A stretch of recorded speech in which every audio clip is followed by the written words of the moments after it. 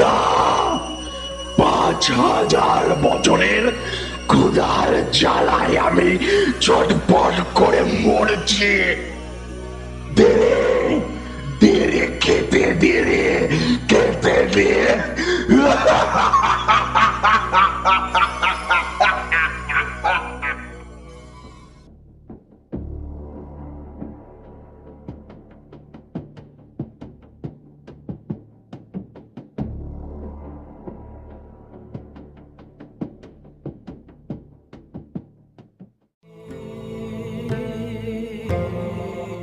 আজ আপনারা হাইলি সাসপিশিয়াসে শুনবেন এডগার অ্যালেন পোর কাহিনী অবলম্বনে হেমেন্দ্র কুমার রায়ের লেখা সূর্য দেবতার পুরোহিত। এই গল্পটির যে কোনো রকম কন্টেন্ট পাইরেসির বিরুদ্ধে উপযুক্ত আইনি ব্যবস্থা নেওয়া হবে। আর কি বা হবে এইসব অসৎ কাজ করে? তার থেকে চলুন গল্পটি শুনে নেওয়া যাক।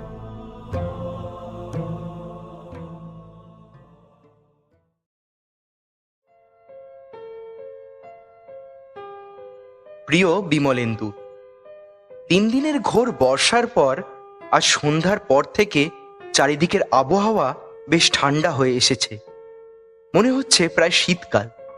স্থির করেছি আজ রাত 10টার পর মমিটাকে পরীক্ষা করব। যদি কৌতূহল চরিতার্থ করতে চাও সেই সময় তুমি উপস্থিত থেকো। অবনীকেও খবর পাঠিয়েছি। ইতি, সুরেশ্বর।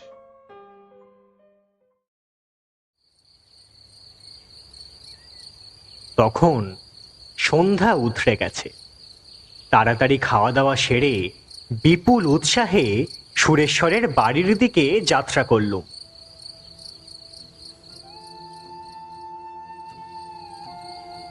প্রাচীন মিশর ও তার বিলুপ্ত সভ্যতা নিয়ে সুরেশ্বর বহুকাল থেকেই আলোচনা করে আসছে এবং এ সম্বন্ধে তার জ্ঞান ছিল অগাধ।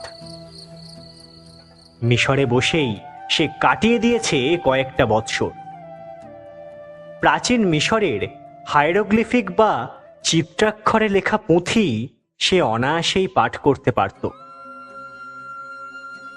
গত মাসে মিশর থেকে ফেরবার সময়ে সুরেশ্বর বহু চেষ্টার পর একটি মমি সংগ্রহ করতে পেরেছিল।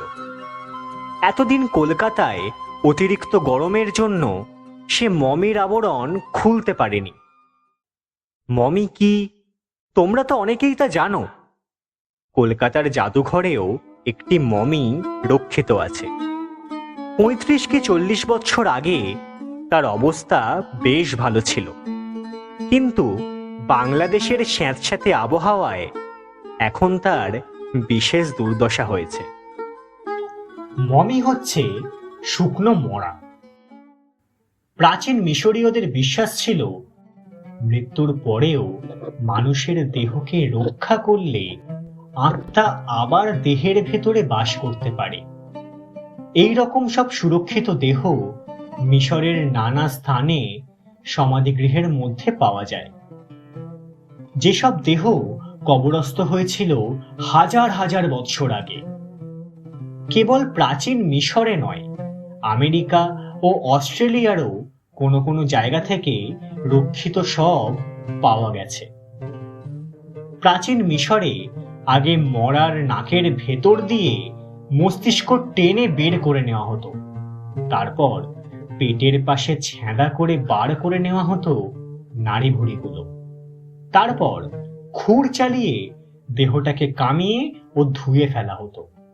অবশেষে ভেতরে নানা সুগন্ধ ঔষধ পুড়ে এবং অন্যান্য প্রক্রিয়ার পর দেহটিকে ক্ষৌম বস্ত্র জড়িয়ে কফিনের মধ্যে স্থাপন করা হতো। একেই বলে মমি। যথাসময়ে যথাস্থানে উপস্থিত হয়ে দেখি প্রখর আলোতে সমুজ্জ্বল একটি ঘরের ভেতর দাঁড়িয়ে আছে সুরেশ্বর ও অবনী। ঘরের ঠিক মাঝখানে লম্বা টেবিলের ওপর রয়েছে একটি প্রকাণ্ড কাষ্ঠাধার। আন্দাজ করলুম সেটি লম্বায় 9 ফুট, চওড়ায় 3 ফুট ও গভীরতায় 2.5 ফুটের কম হবে না। ঘড়ির দিকে তাকিয়ে সুরেশ্বর বললে, 10:03। বিমল, আমরা তোমার জন্যই অপেক্ষা করছিলাম। এসো, এইবার কাজ আরম্ভ করা যাক। সে টেবিলের পাশে গিয়ে দাঁড়ালো। কাষ্ঠাধারটি সুদৃশ্য, তার গায়ে আঁকা রয়েছে রঙিন চিত্রাক্ষর ও শবযাত্রার বিভিন্ন ছবি।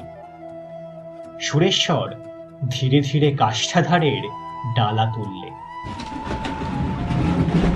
এবং তারপর আমরা সকলে মিলে গুঁড়ো রজনের আবরণ সরিয়ে ভেতর থেকে একটি কফিন বার করে টেবিলের ওপর স্থাপন করলুম। কিছুক্ষণ চেষ্টার পর যন্ত্রপাতির সাহায্যে কফিনের ডালাও খুলে ফেলা হলো। তারপর দেখা গেল বস্ত্রাবৃত দেহটাকে।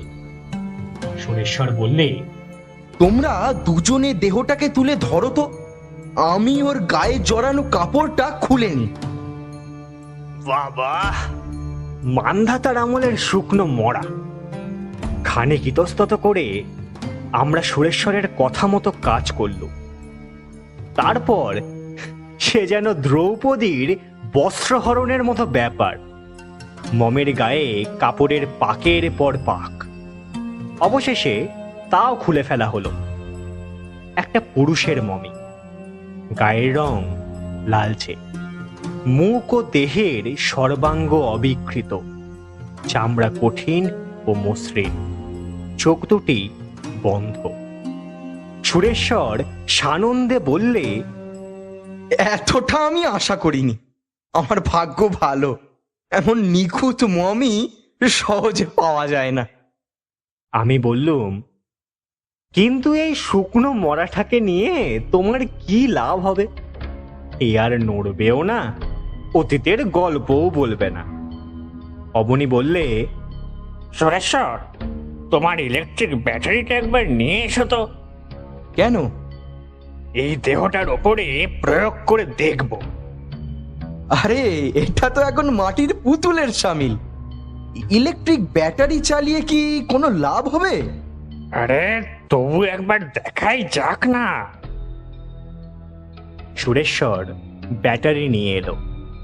অবনী ব্যাটারির তারের একটি প্রান্ত মমির দেহের সঙ্গে সংলগ্ন করে চালিয়ে দিলে।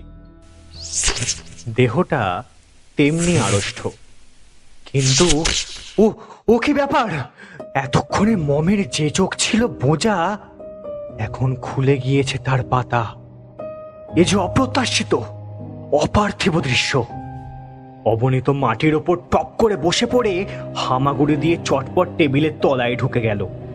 আমি আঁতকে উঠে তাড়াতাড়ি পিছিয়ে পড়ল। সুরেশ্বর হেসে উঠে বললে, মা ভই, তোমরা মিছে ভয় পাও কেন? যা দেখলে তা বৈদ্যুতিক শক্তির ক্রিয়া। অবশ্য আমিও প্রথমটা একটু চমকে গিয়েছিলাম, কারণ এতকালের পুরনো একটা শুকনো মরার ওপর বিদ্যুৎ প্রবাহ যে কোনো কাজ করবে এ কথা আমি ভাবতে পারিনি। আশ্বস্ত হয়ে আমি এগিয়ে এলুম। অবনীও টেবিলের তলা থেকে আত্মপ্রকাশ করল। সুরেশ্বর বললে, আরেকবার ব্যাটারিটা চালিয়ে দেখা যাক কি কাণ্ড হয়। বলতে বলতে ব্যাটারি চালিয়ে দিলে। অত্যন্ত স্বাভাবিকভাবে মমি তার ডান পাখানা নিজের পেটের কাছ পর্যন্ত গুটিয়ে নিলে এবং পর মুহূর্তেই সুরেশ্বরের বুকের উপরে এমন প্রচন্ড পদাঘাত করলে যে সে ছিটকে 5 হাত তফাতে গিয়ে ভূতলশায়ী হলো। আমরা আবার নিরাপদ ব্যবধানে সরে যেতে দেরি করলুম না। সুরেশ্বর উঠে দাঁড়িয়ে হাসতে হাসতে বলল, কাঠের আধারে চিত্রাক্ষরে লেখা তারিখ আমি পড়ে দেখেছি। এই মমিটাকে কবর দেয়া হয়েছিল 5000 বছর আগে, কিন্তু আজও সে মরে গিয়েও আমাকে পদাঘাত করতে ছাড়লে না। কিন্তু এবারে যা হলো তা একেবারেই স্বপ্নাতীত। মমি বিকট হেঁড়ে গলায় বিজাতীয় ভাষায় কথা কয়ে উঠল।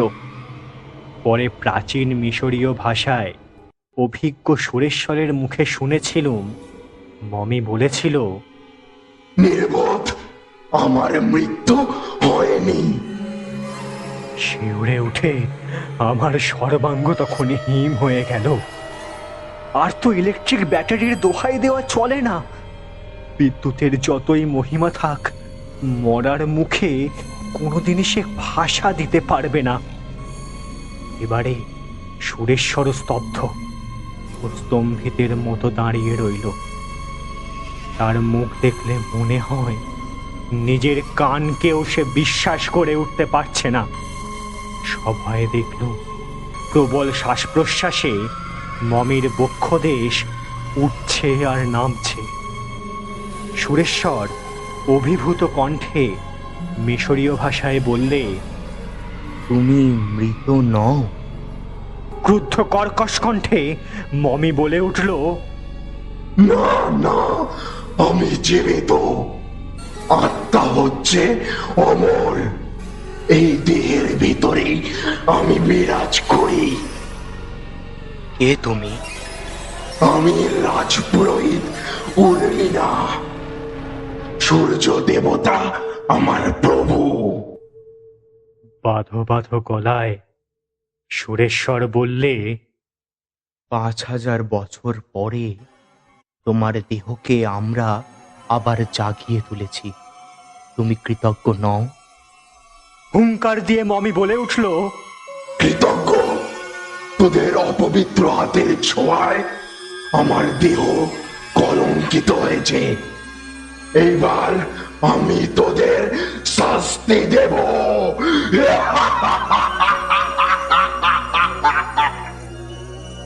আমরা পায়ে পায়ে দরজার দিকে অগ্রসর হতে হতে দেখলুম আচম্বিতে মমের দেহটা টেবিলের ওপর সিধা হয়ে উঠে বসল, এবং তারপর শুনলুম অমানসিক কণ্ঠে ঘর ফাটানো চিৎকার, খোদা, খোদা!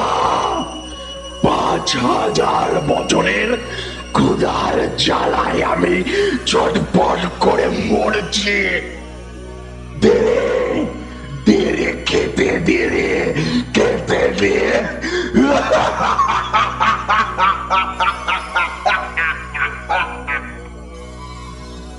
দারুণ আতঙ্কে আচ্ছন্ন হয়ে আমরা প্রাণপণে ঘরের ভেতর থেকে পলায়ন করলুম।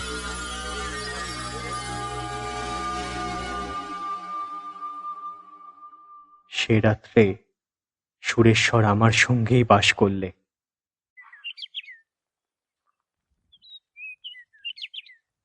পরদিন প্রভাতে বহু লোকজন নিয়ে আমরা আবার সুরেশ্বরের বাড়িতে গিয়ে হাজির হলুম ভয়ে ভয়ে। কিন্তু কেউ কোথাও নেই।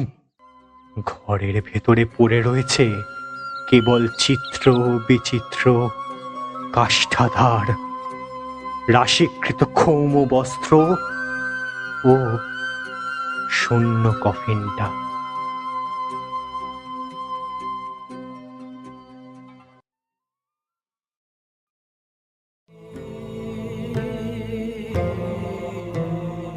আজকের মতো গল্প তাহলে এখানেই শেষ।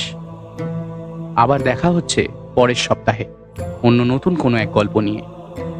আমাদের চ্যানেলের গল্পগুলি ভালো লাগলে লাইক করতে ভুলবেন না, শেয়ার করুন নিজেদের বন্ধুদের সাথে এবং সাবস্ক্রাইব করুন আমাদের official YouTube channel highly suspicious.